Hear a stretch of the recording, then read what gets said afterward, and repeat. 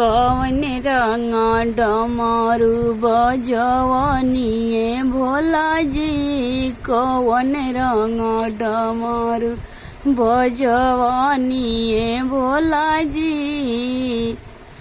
पहले डमरुआ जाके काशी में बजवनी, पहले डमरुआ जाके काशी में बजवनी। माथावा पर गंगा बैठवनी गुरुजी, माथावा पर गंगा, माथावा पर गंगा बैठवनी भोला जी। कौन रंग डमरू, कौन रंग डमरू बजवनी भोला जी। कौन रंग डमरू बजवनी गुरुजी। दूसरा डमरुआ देवघर में बजवनी, दूसरा डमरुआ देवघर में बजवनी। गौरा रानी के दुल्हनिया बनवनी गुरुजी। गौरा रानी के, गौरा रानी के दुल्हनिया बनवनी भोला जी।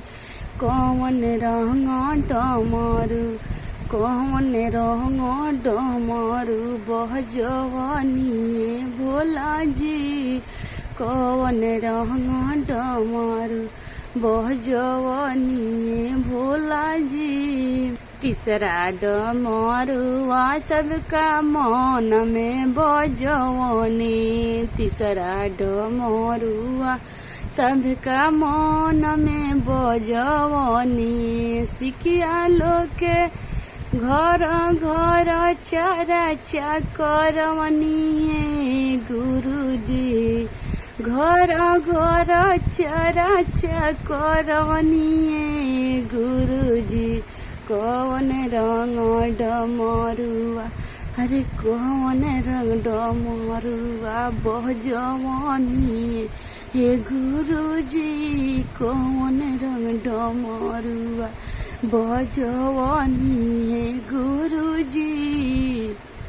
चौथा डमरुआ रउआ चर्चा में बजवनी, चौथा डमरुआ रउआ चर्चा में बजवनी। सिकिया लोग पर दया बरसवनी गुरुजी। सिकिया लोग पर दया बरसवनी गुरुजी। कौन रंग डमरुआ, अरे कौन रंग डमरुआ बजवनी गुरुजी। कौन रंग डमरुआ बजवनी गुरुजी।